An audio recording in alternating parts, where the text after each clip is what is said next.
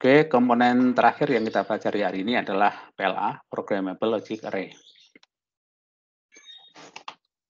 PLA ini bisa disebut sebagai bahan mentah yang bisa diprogram sesuai dengan kebutuhan. Nah, ini contoh blok diagramnya. Jadi PLA itu akan terdiri dari dua buah array. Array itu kumpulan atau rangkaian ya, gerbang N, dan array dari gerbang OR. Di gerbang N ini, setiap gerbang N akan mendapatkan input di sini. I0, I1 sampai I sekian. Misalnya 8 input ya, maka setiap gerbang N yang ada di sini akan memiliki input 8 buah. Kemudian output dari setiap gerbang N di sini ya disebut dengan P, P0, P1 dan seterusnya. Ini akan menjadi input gerbang OR yang ada di sini. Kalau ada 5 gerbang OR, masing-masing akan disambungkan ke sini. Ya. Kemudian ini output dari gerbang OR di sini. Nah, dimensi atau kapasitas dari PLA ini ditentukan dengan N kali P kali M. N itu jumlah input, P itu jumlah gerbang N-nya, ini ya, karena satu garis ini menunjukkan output dari gerbang N, dan jumlah gerbang OR-nya yang ditunjukkan ini output-nya ya. Jadi N kali P kali M itu menentukan seberapa besar PLA itu. Nah, kalau kita zoom, jadi satu kotak ini dan satu kotak ini, seperti apa isinya? Ini contohnya. Jadi, ini gerbang N ya, bisa banyak ini. Ini gerbang OR-nya. Kemudian inputnya, I0, I1, ini bisa banyak. Nah, kita lihat setiap gerbang N ini akan memiliki input sesuai dengan di sini. Oke. Setiap gerbang OR di sini memiliki input sesuai dengan jumlah gerbang N-nya di sini. Nah, kemudian ini ada gambar seperti apa ini? Lubang sinus gitu ya.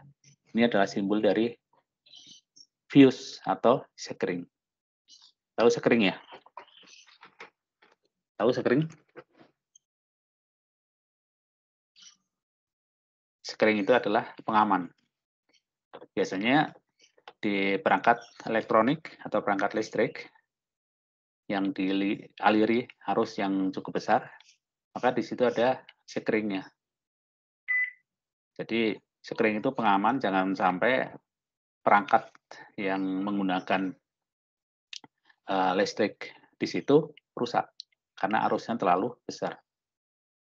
Jadi pengamannya adalah sekring. Jadi sekring ini bisa putus. Nah, di PLA ini juga bisa putus. Kondisi mula-mula semuanya tersambung ini ya, ini tersambung semua. Yang disebut dengan bahan mentah ini tersambung semua. PLA ini bisa ditanam program sesuai kebutuhan ya. Tentu setelah didefinisikan fungsinya, misalnya ini gerbang ini ya, ini sama dengan apa gitu, input yang mana yang masuk ke sini. Nah, baru nanti dituliskan ya, dengan alat tertentu sehingga nanti masuk ke PLA ini programnya. Jadi misal ya, misal si ini yang bawah ini ya, ini kan terhubung ke mana ini? Ke I aksen ya. Ini pengen diputus, nggak butuh ini, maka ketika nanam program, arus yang ke sini akan dibuat menjadi lebih besar. Sehingga sekring ini akan putus. Kalau dia butuh tersambung ke I0, maka yang I0 ini tidak diberi arus ya. Arusnya kecil lah. Itu caranya. Mana yang akan diputus, mana yang tetap nyambung, maka tergantung ya kebutuhan. Itu kira-kira cara kerja dari PLA. Oke, bisa ditangkap?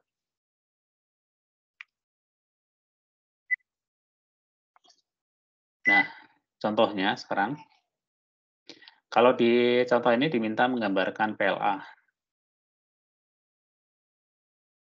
di mana, untuk fungsi P ini seperti ini ya, P itu yang di sini ya, P0 itu sama dengan apa? P0 ini sama dengan ini, I0 aksen kali I2 dan seterusnya. Kemudian output-nya Y0 misalnya P0 plus P1 dan seterusnya. Y0 itulah yang ini ya, yang ini. Output dari sini, yang tersambung input yang mana aja. Oke, itu yang diminta untuk digambar ya di soal ini. Jadi ini gambarnya, bahan mentahnya seperti ini, terus gimana cara menggambarkan kasus ini. Nah, untuk membuat lebih simpel penggambaran, maka gerbang N, gerbang OR ini tidak digambar lagi. Jadi nanti penggambarannya kita udah nggak gambar gerbangnya, tapi cukup diwakili dengan ini ya. Nah, satu garis ini artinya ini output dari gerbang ini dari gerbang N ya, satu garis ini, garis mendatar. Kalau garis vertikal ini yang dari setiap gerbang OR. Nah, untuk menandakan ya di sisi gerbang N itu tersambung dengan input ditandai dengan garis silang ini. Kalau ada silangnya berarti tersambung. Untuk tanda tersambung ke gerbang OR itu ditandai dengan kotak ini tersambung, kemudian lingkaran tidak tersambung. Ya, notasinya seperti itu. Nah, dari kasus yang tadi, ya, ini coba kita copek dulu ya.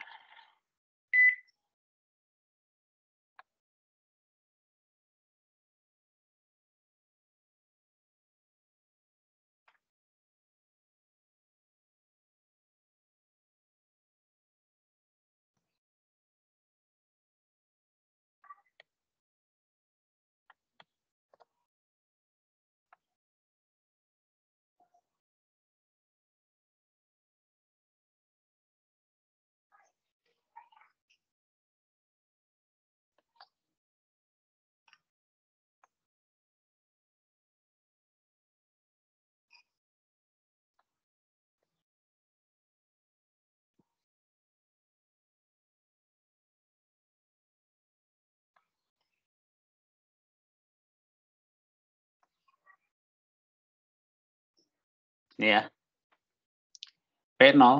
P0 itu adalah I1 aksen kali I2 dan seterusnya. Ini karena ini gambar apa ya, tidak ditentukan dengan pasti jumlahnya, maka ditulis dengan titik-titik. Kita lihat I0 dan I1-nya. Jadi P0 ini terhubung ke I1 aksen. Maka kita lihat ini yang I1 ya, yang ada gerbang node-nya ini I1 aksen, ini diberi tanda silang. Kemudian I2. Nah, I2 ini diberi silang. Kemudian P1 ini I1 I0 aksen. Nah, P1 ini yang ke I0 ini garis silang, yang ke I1 aksen garis silang ya. Ini dari yang P. Yang Y ini Y0 misalnya P0 plus P1. Y0 ini berarti P0 ini ya. Ini kasih kotak ini artinya nyambung dan P1 ini artinya tersambung. Ini tersambung ke sini maksudnya. Kalau yang tidak tersambung nanti di hasil lingkaran. Kemudian Y1 ini misalnya tersambung ke P0. Y1 berarti ini ya, tersambung. Yang lainnya tidak tersambung. Begitu cara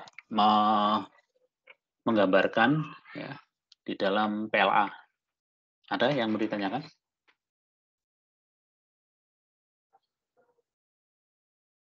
Kalau nggak ada, kita lihat contoh berikutnya. Gambarkan rangkaian komparator bilangan 2 bit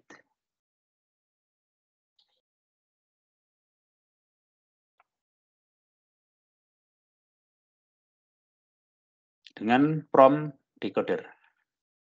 Nah, ini ada dua kata yang pernah kita pelajari, ada komparator, ada decoder. Komparator itu fungsinya membandingkan bilangan. Bilangannya terdiri dari bilangan 2 bit. Kemudian ada PROM decoder. PROM itu programmable ROM, ya. ROM itu read only memory, ya. Salah satu jenis PLA. PLA itu nama umumnya. Nah, itu jenisnya bisa macam-macam. Salah satunya PROM. Nah, PROM ini, ya, ini N, ini dari sisi gerbang N-nya, itu sudah diprogram berfungsi sebagai decoder. Masih ingat decoder ya? Decoder itu ada kaitan jumlah bit input dengan bit output.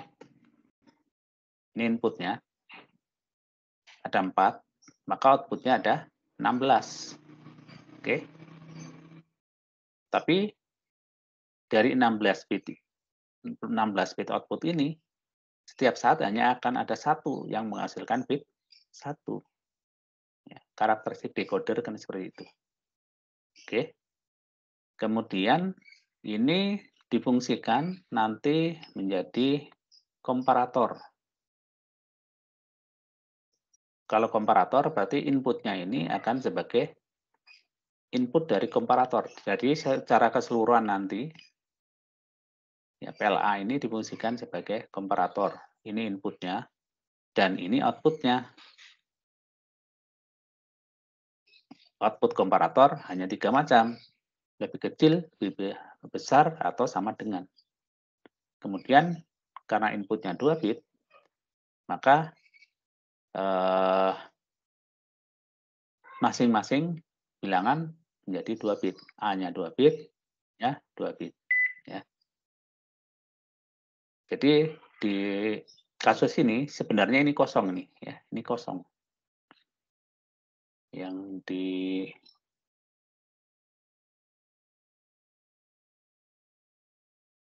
ini ya, ini sambungannya ini sebelumnya belum ditandai, ya.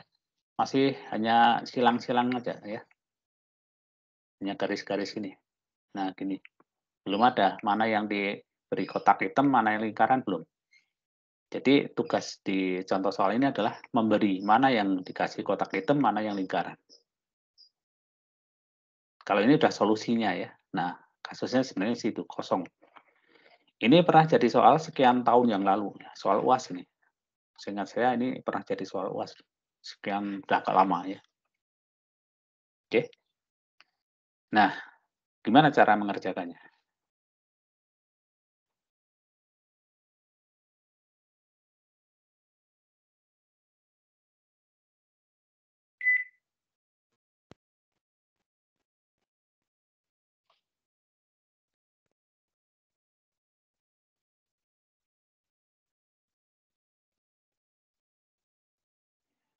Yang perlu kita pahami adalah yang sebelah kiri, decoder ini dulu ya. Konsepnya adalah kalau diberi input, dia akan menghasilkan dari 16 bit, itu hanya satu yang bernilai 1. Nah, karena inputnya ini ada 4 bit, ya, ini, misalnya ini A1, A0, B1, B0 ya, ini ada 4 bit kan. Kalau kita beri input misalnya 10, 10, ya. Mana ini dari output komparator, output decoder ini yang akan menghasilkan 1. Ada yang masih ingat nih cara kerjanya? Ingat, kalian harus ingat cara kerja setiap rangkaian kombinasional, ya. Yang wajib dituntut bisa di situ. Karena nanti kalau sudah dirangkai menjadi berbagai macam rangkaian kombinasional, yang dituntut paham adalah cara kerjanya. Karena output dari setiap rangkaian akan menjadi input rangkaian yang lain. Oke, misal ini ya, inputnya 1010. Jadi sini 1, ini 0, ini 1, ini 0 ya. Mana ini dari 16 bit output ya, yang kotak ini yang akan menghasilkan bit 1.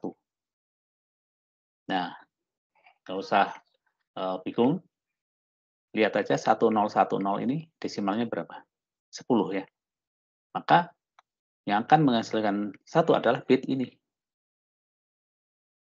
di indeks 10. Yang lainnya 0. Oke?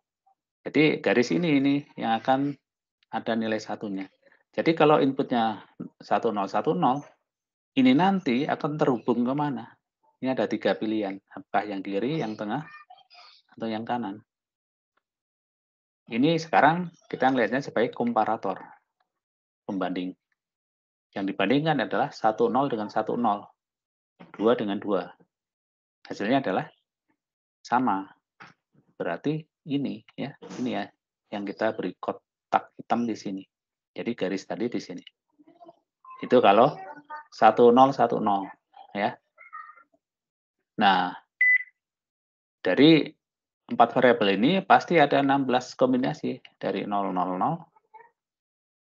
sampai terakhir nanti 1 semua. Itu yang perlu dicek satu persatu ya. Ada pertanyaan sampai di sini? Kalau nggak ada, kita coba cek lagi kalau berapa ini bilangannya. 1, 1, 0, 1. Misalnya ini inputnya ya. Output berapa ini yang akan menghasilkan 1? 1101, desimalnya berapa? 13. Oh, berarti ini. Sini, 13 ini yang akan menghasilkan bit 1. Terus kita lihat sebagai komparator, ini bilangan berapa ini? 3 bandingkan dengan 1. A-nya 3, B-nya 1. Oh, berarti A lebih besar. Nah, berarti ini A lebih besar itu di sini. Berarti ini ya, jawabannya yang ini. Oke? Lebih paham? Satu lagi ya. Ini dihapus dulu aja. Udah cukup padat.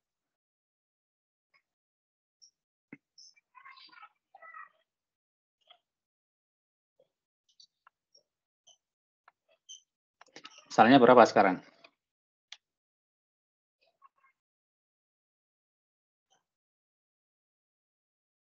Ada usulan? Misalnya 01, 1, 0. Nah, 01, 1, 0. Output berapa ini yang akan menghasilkan bit 1? Berarti 0110 itu 6 ya. Nah ini nanti yang akan menghasilkan bit 1. Terus hasil komparatornya berapa? 01 itu berapa? 1, 1, 0, 2. Berarti A lebih kecil. A lebih kecil ini ya. Berarti ketemunya di sini. Nih. Dan seterusnya. Jadi cukup memberi tanda kotak hitam yang mana untuk setiap output ini ya.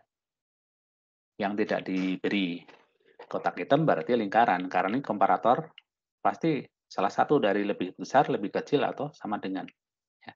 Jadi yang kotak hitam di setiap output hanya 1. Ini ya, jadi setelah dikerjakan semua ini solusinya. Ini akan berfungsi sebagai komparator 2 bit, si PROM decoder ini. Ya. Oke, silahkan jika ada yang mau bertanya.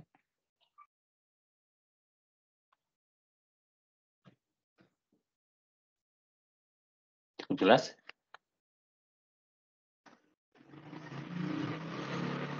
Baik, kalau nggak ada pertanyaan, kita lanjutkan. Nah, kalau ini contoh berikutnya ini suruh menggambar. Ini sudah diberikan ini ya, tabel kebenarannya, tinggal suruh menggambar aja. Ini difungsikan sebagai shifter 4 bit. Ini kontrolnya ya, ini outputnya. Nah, di kontrol ini yang di strip ini artinya kita nggak perlu melakukan gambar di situ, cukup yang ini. Di sini contoh ini berarti A sama inputnya ini ya. A-nya 0, terus I3-nya 1. Nah, maka di solusinya menjadi seperti ini. Nah, ini yang paling atas ya. A-nya 0 berarti yang aksennya. A1 aksen, A0 aksen, ini yang disilang. Kemudian sama I3. Oke. Ini sama dengan apa? Outputnya adalah yang nilai 1 Y3. Nah, ini yang kita kasih kotak hitam. Jadi ini hanya diminta menggambarkan dari suatu apa ya, karakteristik digambarkan ke PLA. Kemudian misalnya yang ke berapa nih? Yang keempat ya, 1, 2, 3, 4. Kita lihat ini sama ya. Yang ketiga lah, yang ketiga ini baris 3. Ini berarti yang A1-nya 1, I1-nya 1. Berarti yang baris 3 ya. Baris 3 tadi ini yang A1-nya dikasih silang. Kemudian I1-nya dikasih silang. Y-nya berapa outputnya? Baris 3 tadi, ini Y3 lagi yang bernilai 1. Ini Y3. Ya. Oke, seperti itu ya. PLA. Silakan jika masih ada yang ingin bertanya.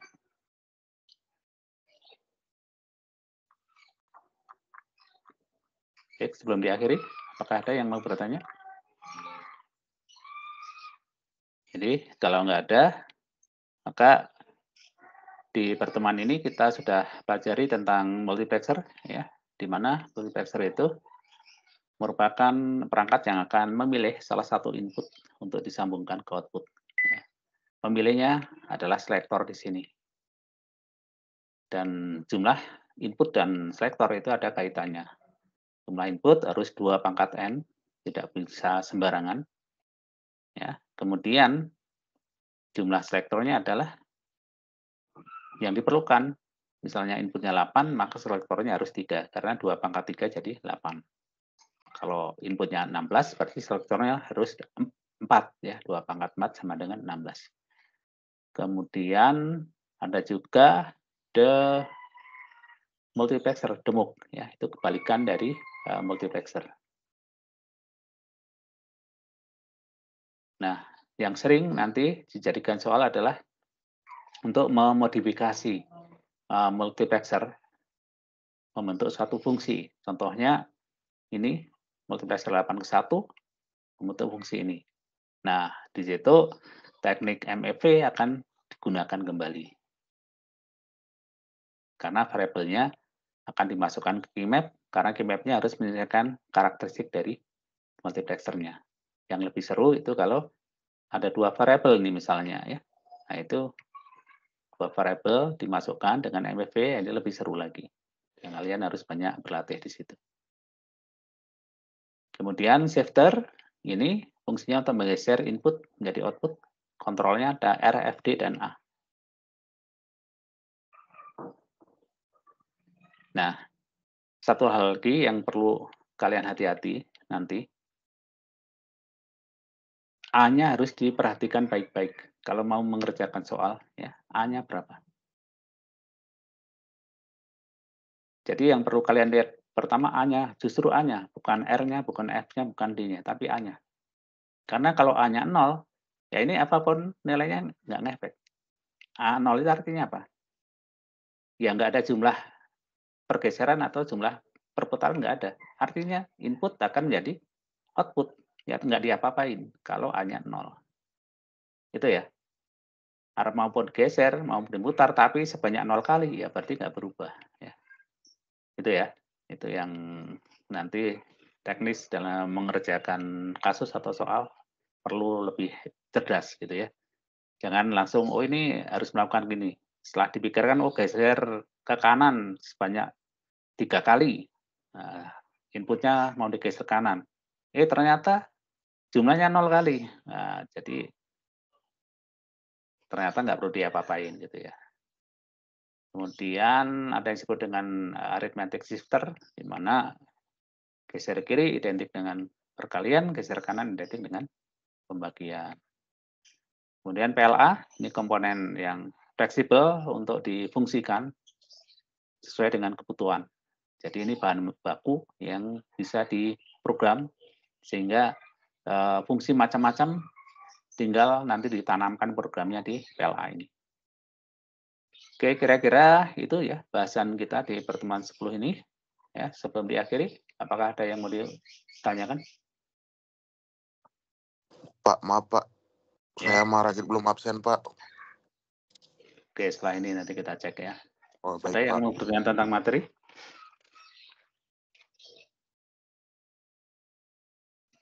Baik, kalau nggak ada, terima kasih atas perhatiannya ya.